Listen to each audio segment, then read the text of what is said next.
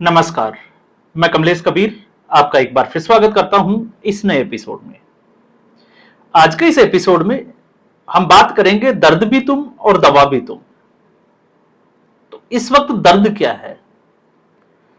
पिछले कुछ सालों से और कई वीडियो में जब मैं अमित शाह की चर्चा करता हूं तब मैं हमेशा बात करता हूं कि नरेंद्र मोदी से ज्यादा इस वक्त अगर कोई मेरा फेवरेट नेता है तो एक ही है और वो है अमित शाह। जो कहते हैं ठोक कर कहते हैं और वो करके भी दिखाते हैं, और समस्या किसी भी तरीके की हो उसका समाधान भी निकालते हैं। अब आप ये कह सकते हैं कि इस मामले में क्योंकि इंटरनली जो सिक्योरिटी का जो फेल्योर हुआ उसमें जो है मैं 100% सहमत हूं कि इस स्थिति को मापने में सरकार फेल हो गई, शुद्ध तरीके से आप कह सकते हो कि नाकामयाब हो गई। लेकिन इसका मतलब यह नहीं है कि अमित शाह जो है वो इसके ऊपर एक्शन नहीं लेंगे, क्योंकि यहां पर जब हम अमित शाह को देखते हैं तो असल में कॉकरोच जनता पार्टी का जो आंदोलन था वो अमित शाह के ही खिलाफ था। अब हम इसको दाएं बाएं चाहे जहां मर्जी जो है वो इसको घुमाते रहें और अपना अपना ज्ञान देते रहें, और अब वो चीजें जो है वो खुलकर सामने भी आ रही है। दो आपको बातों पर जो है वो मैं आपका ध्यान खींचूंगा। एक, आज की संसद की कार्रवाई, धर्मेंद्र प्रधान का इस्तीफा हो गया तो फिर विपक्ष बहस के लिए तैयार क्यों नहीं हुआ? अब आप ये तर्क जरूर दे सकते हो क्योंकि विपक्ष जो है वो सदन को चलने ही नहीं देना चाहता, लेकिन इसकी आड़ में एक काम जो है वो विपक्ष के द्वारा जो खेला गया वो ये था कि जो दिल्ली पुलिस की कार्रवाई थी उसके ऊपर अमित शाह बयान दे और माफी मांगे, और दूसरी तरफ अभिजीत दीपके की मुलाकात होती है कपिल सिब्बल से। अब कोई व्यक्ति कोयले की खदान में जाए और काला होकर ना आए, ऐसा तो जो है वो संभव नहीं है। तो अगर कोई व्यक्ति इस देश में कपिल सिब्बल से मिले और वो देश विरोधी गतिविधियों में शामिल ना हो, ऐसा संभव ही नहीं है,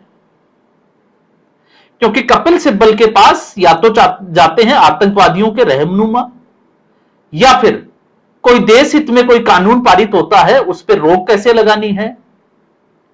इसके अलावा आप देखिए कि कपिल सिब्बल के पास जाता कौन है? नेहा सिंह राठौड़ जैसे लोग,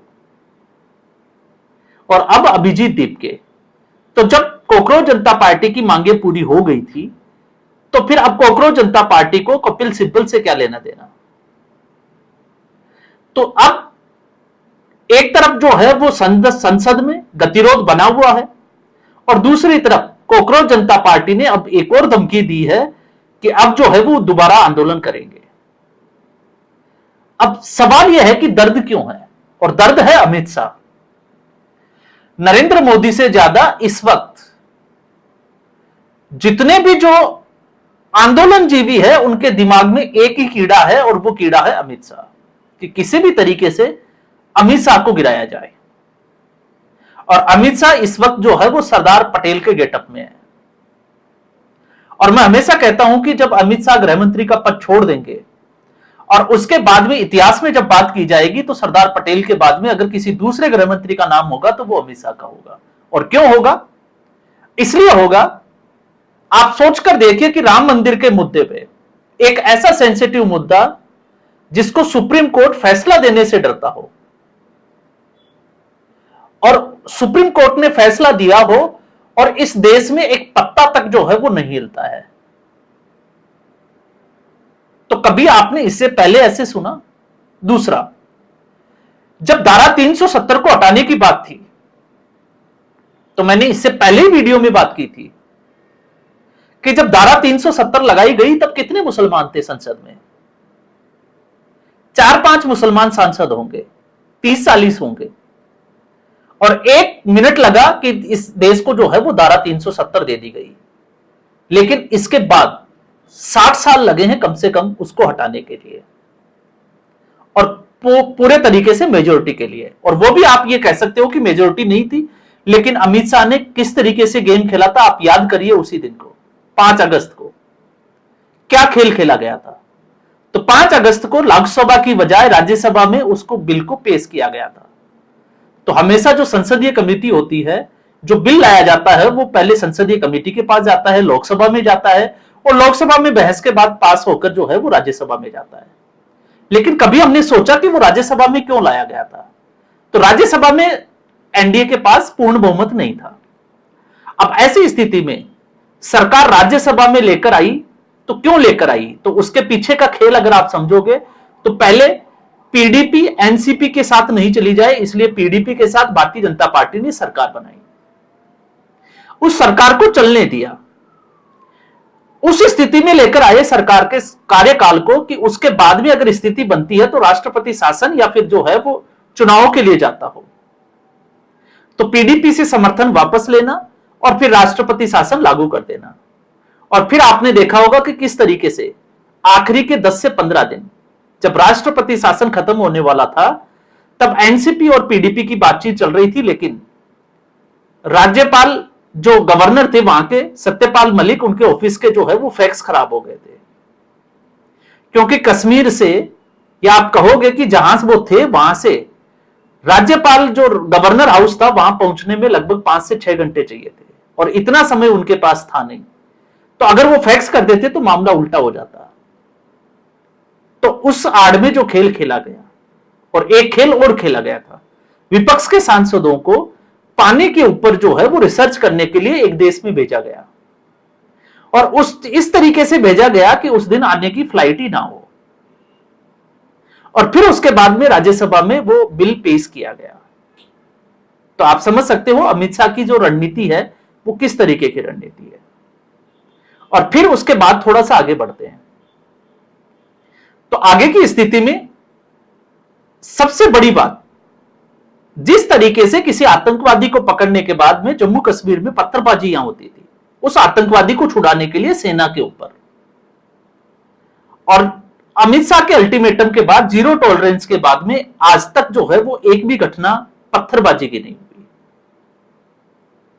और फिर आतंकवाद का जीरो टॉलरेंस और नक्सलवाद, आतंकवाद से भी बड़ी समस्या, और उस समस्या को जब 31 दिसंबर 2026 की डेडलाइन दी गई तो उस तक उसको पूरा करना। अब ये तो थी 31 मार्च तक की जो डेडलाइन थी अमित शाह की, उसकी बात। उसके बाद क्या हुआ, उसके बाद जब हम डेमोग्राफी के ऊपर जाते हैं तो आप देखिए कि एक ऐसा राज्य किसी ने सोचा भी नहीं होगा कि भारतीय जनता पार्टी सरकार बना लेगी। टीएमसी के गढ़ को यह कहकर कि वो 15 दिन वहीं प्रवास करेंगे, अमित शाह वहां 15 दिन रुके और उस गढ़ को जो है वो धराशायी कर दिया।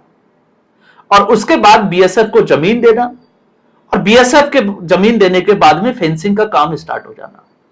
लेकिन उससे भी बड़ा काम, जिस बिल की हम बात कर रहे हैं, एफसीआरए, तो लगातार इसकी मॉनिटरिंग जो है वो अमित शाह कर रहे हैं। 50 किलोमीटर के दायरे में अंतरराष्ट्रीय बॉर्डर के जो भी बिल्डिंगें बनी है, वो बिल्डिंग किसने बनाई है, 3 मंजिला, 4 मंजिला या बहुमंजिला जो इमारतें हैं वो किसने बनाई, उसका विदेश यात्रा का रिकॉर्ड क्या है, उसकी जो है वो एक तरीके से छानबीन करना, इन्वेस्टिगेशन करना। कहीं वो धार्मिक यात्रा पर तो नहीं गया, और उसकी फंडिंग कहां से हुई है, और उस पैसे का इस्तेमाल कहीं वो धर्मांतरण के लिए खेल तो नहीं खेल रहा, उस तरीके से। तो ये सब कुछ जो एनजीओ के पीछे पड़ा हुआ है, उस व्यक्ति का नाम है अमित शाह। तो इस वक्त विपक्ष की समस्या नरेंद्र मोदी नहीं, अमित शाह है। अब वो अमित शाह को घेरने में लगे हुए हैं, और दिल्ली पुलिस इसके इस वक्त जो है वो किसके कंट्रोल में है, अमित शाह के। तो वो कहीं ना कहीं दिल्ली पुलिस की आड़ में अमित शाह को घेरने का एक प्लान जो है वो अब बना रहे हैं। इसलिए मैंने कहा कि इस वक्त दर्द जो है वो अमित शाह है। लेकिन फिर सवाल है कि दवा कौन है, तो इसकी दवा भी अमित शाह ही है। अब शायद जो है वो कॉकरोच ये सोच रहे होंगे कि जंतर मंतर पे इस तरीके से दोबारा वो कर लेंगे, तो ये नामुमकिन है। अब ऐसा जो है वो संभव नहीं है। एक 15 अगस्त को लेकर सुरक्षा कारणों से, और दूसरा अब सरकार इस तरीके की गलती नहीं करने वाली है। ये अब शायद कॉकरोच जितना जल्दी समझ जाए, ये मुझे लगता है कि उनके लिए, उनकी तबीयत के लिए बिल्कुल सही है। और दूसरा, जब ये लोग ये कहते हैं कि ये सारे जो है वो छात्र थे, तो अगर ये छात्र थे तो इनके मुकदमे वापस होने चाहिए, इस बात से मैं भी सहमत हूं। लेकिन अगर ये छात्र नहीं है और छात्रों की आड़ में दूसरे ऐसे व्यक्ति है जो सिर्फ और सिर्फ हिंसा फैलाने आए वाले जो थे, अब चाहे वो किसी भी काम से जुड़े हुए हो, लेकिन वो छात्र तो नहीं थे, तो उनके ऊपर एक्शन होना चाहिए या नहीं होना चाहिए। जो जिस तरीके से आप कह सकते हो कि बद्दी से बद्दी जो गालियां दी हुई हो उन लड़कों पे हो, चाहे वो व्यक्ति विशेष हो चाहे हिस्ट्री सीटर हो, उनके ऊपर एक्शन क्यों नहीं होना चाहिए। तो अगर छात्र की परिभाषा देखोगे तो छात्र की अगर कोई पढ़ता है, पेपर लीक से जुड़ा हुआ है, तो उसका आंदोलन में आना और उसके ऊपर अगर ऐसी कोई एफआईआर होती है तब तक तो वो जायज है।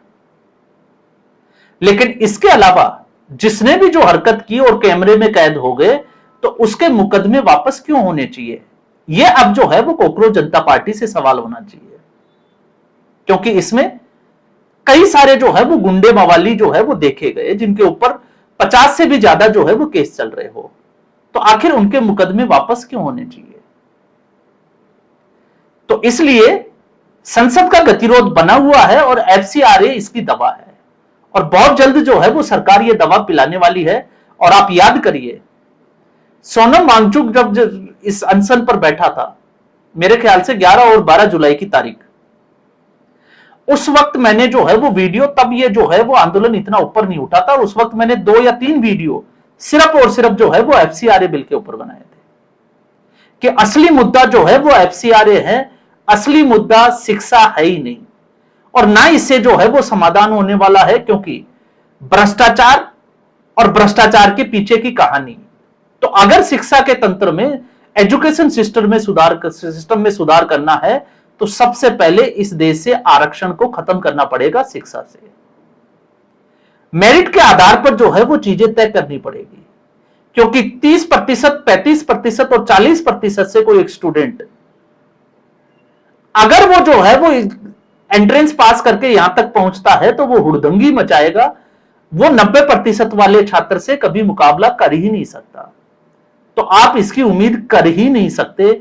तो जो आरक्षण हटाओ जो आंदोलन है, जिसकी मुहिम अभी जो है वो जोर पकड़ती हुई दिखाई दे रही है, और इस आंदोलन में अगर आप देखोगे तो वो भीमटे, जिसको आप कहते हो कि नीले कबूतर, वो ही जुड़े हुए थे, जो बौद्ध धर्म के नाम पर जो है वो देवी देवताओं को गालियां देते हैं, और उसी तर्ज पे जो है वो नरेंद्र मोदी, अमित शाह और योगी आदित्यनाथ के लिए किस भाषा शैली का इस्तेमाल किया, तो वो इस देश को देखने को मिला।